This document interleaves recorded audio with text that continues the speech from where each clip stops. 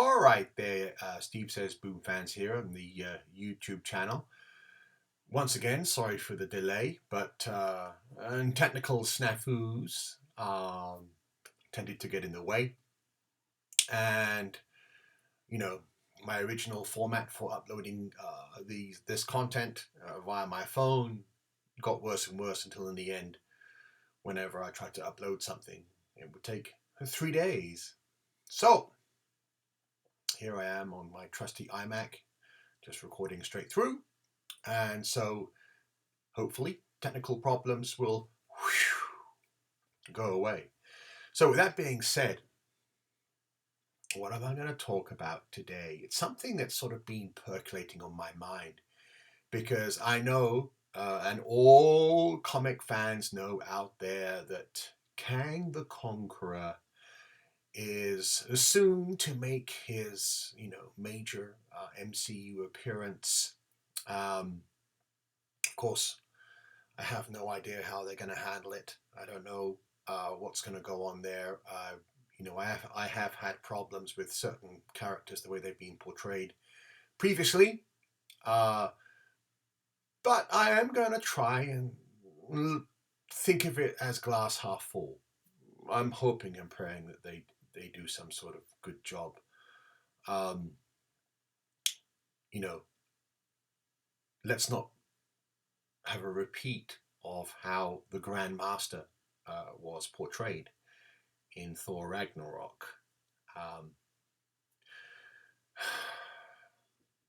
You comic people out there are already just froth is already coming from your mouth when I mention that. I've noticed that many civilians, people who didn't read comics, they're like, "Oh, I love the Grand Master. Oh, he was so funny and kooky."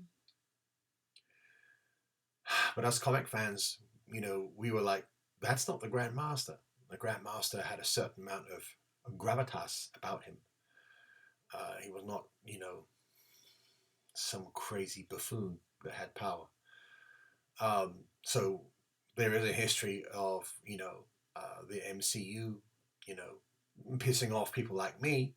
But then again, when it comes to the wider world, people like me are in a minority. And if 500,000 people are saying it's the best film they've ever seen, and their favorite character is the Grandmaster, then, what can I say? But now, back to Kang. There is lots of Kang talk. There's actually lots of speculation in the industry right now, picking up his first appearance, which has gone through the roof, as is standard for any announcement that a character is coming. And then, in our field, the collectible field, speculative field, those books go through the roof.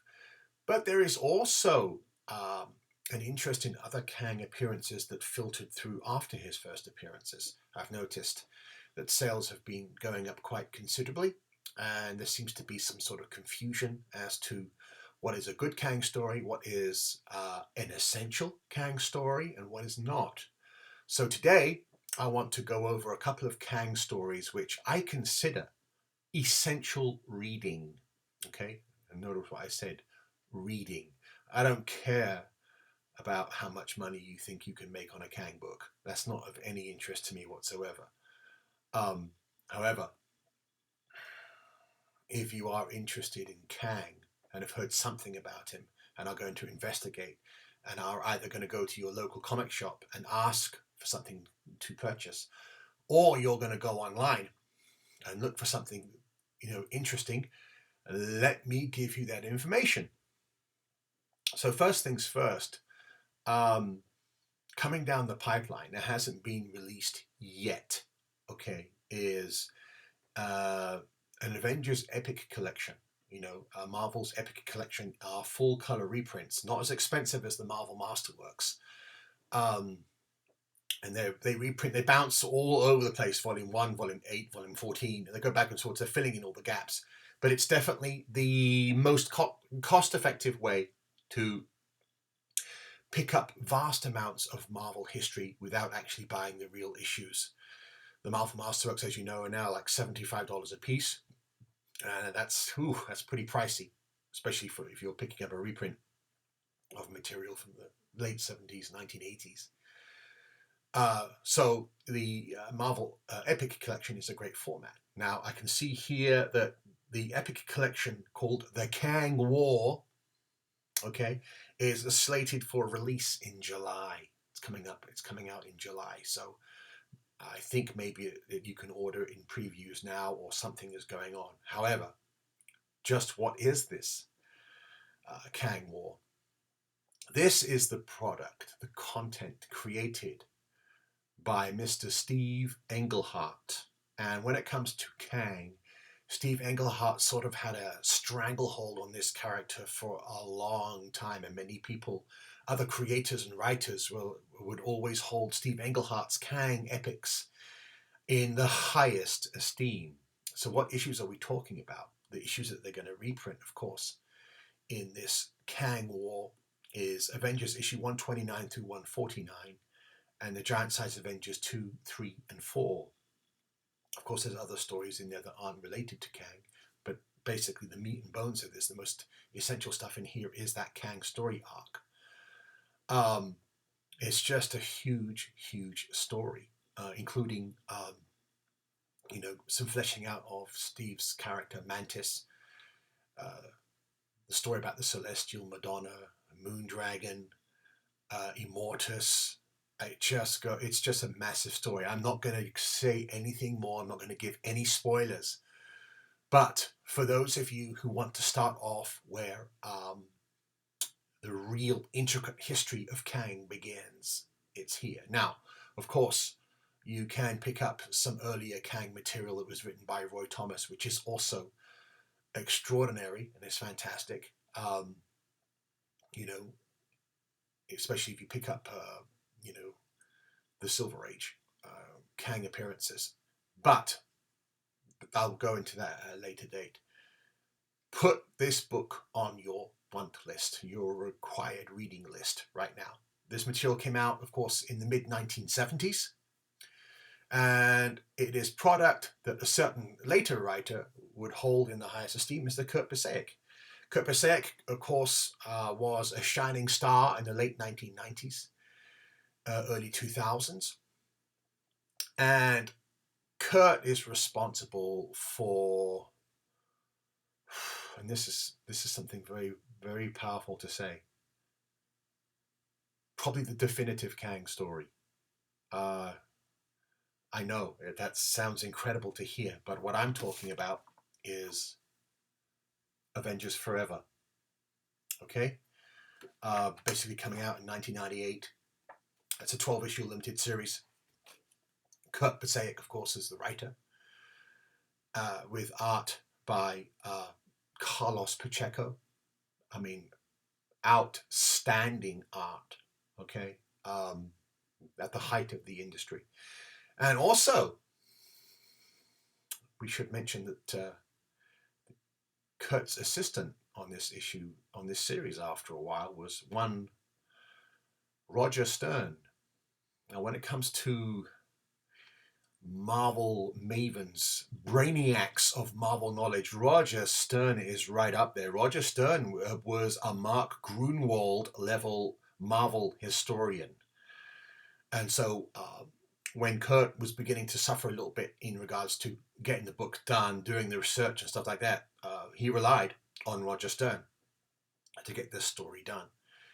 And this story brings in all the facets of Kang, all the way from his first appearance, and through, and explains a lot of stuff, and actually builds upon work that Roger had done previously. Now, the good thing for you is that material is also available in a nice, handy trade paperback. And that book is called The Kang Once and Future Kang. It was originally released in 2013. And reprints an amazing, huge epic. It was drawn by John Buscema and inked by Tom Palmer, the classic 1960s Avengers team, covering Avengers 262 through 269. So to have Roger Stern and Kurt Busiek sort of working on a project together about Kang is a fanboy's dream, because I'm one of those upper echelon continuity hawks. To make me happy, you better know your stuff. if you make a boo-boo or a mistake, I'm out of the story. It takes me out, and then I'm like, oh, okay, you know, you don't know what you're doing. When we're talking about Kurt Busiek and Roger Stern, we are talking about a different level of creator. And, you know, each page was dripping with continuity and history. And the thing about it was done in such an entertaining way. And also, Kurt had an idea, he had a plan. And basically what he wanted to do was revitalize Kang as a serious villain, a serious character with weight, not just your black and white, you know, I'm going to destroy the world type character. And he did it in such a magnificent fashion, tying into information that first appeared in Thor, by the way, written by Len Wein back in the 1970s, okay, with the saga of the Time Twisters from issue 244, 245. I loved that story as well. It was just a magnificent thing. But as you know, the Time Twisters, you know, basically became the Timekeepers, who are these, you know, three alien beings that would, you know, assume this mantle of we're going to be controlling time. You know, you got to do as we say and la la la. And so, yes, you know, Kang's fighting the Avengers and stuff like that, but that's not the main thrust of this story. Avengers Forever. I mean, look at this. You are going to be reading for hours, 12 issues of magnificence. Comes highly, highly recommended. On a personal note, I think that this story is, for me, the last great story ever published at Marvel. Nothing ever matched this again in regards to my enjoyment, the quality of research, and the way it pleased me in certain aspects. And what I mean by pleasing me, it's because if I had read a certain story a long time ago, I would come up with sort of certain scenarios and go, oh, I wonder what happened after this. Avengers Forever filled in a lot of those gaps, and it really did succeed in giving Kang a new level of power, you know, and it was like, wow, when we're dealing with Kang now, you've got to give him some respect. You've got to give him some Doctor Doom type respect. I would also recommend, after you've read Avengers Forever, is also read Kurt Busiek's run of Kang Epic that he did in his Avengers series with George Perez, and of course went on with Alan Davis. So in the Avengers series from the early 2000s, Avengers 41 through 55, he did a great, massive Kang epic, again, building upon stuff that he did in Avengers Forever. And that is available in a trade paperback. And that's called The Kang Dynasty. Okay, it came out in 2002.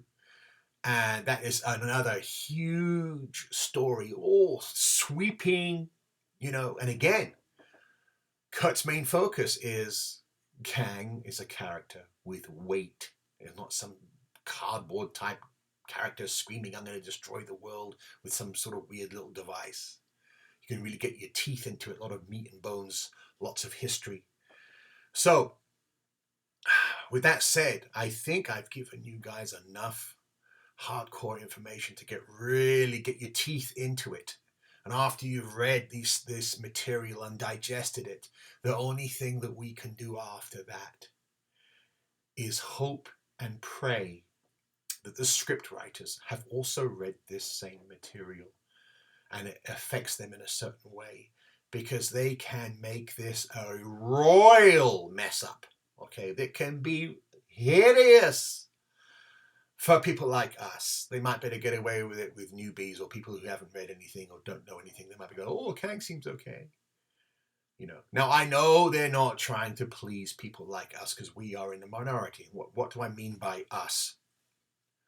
Okay, we are hardcore, long-term Marvel readers from a certain era.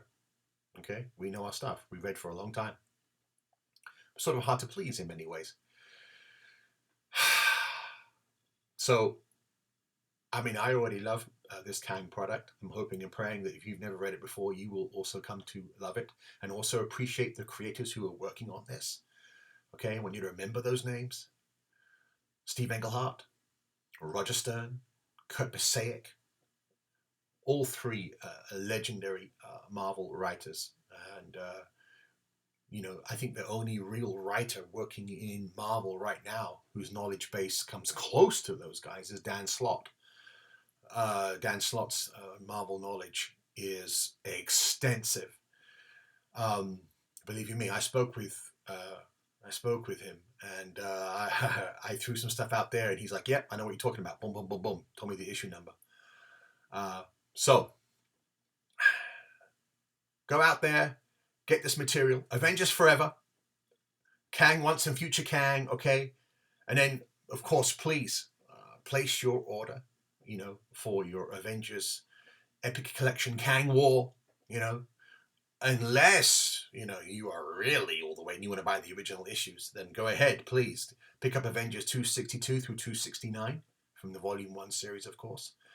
Avengers Volume 3, okay, which is issues 41 through 55, and then also Annual 1.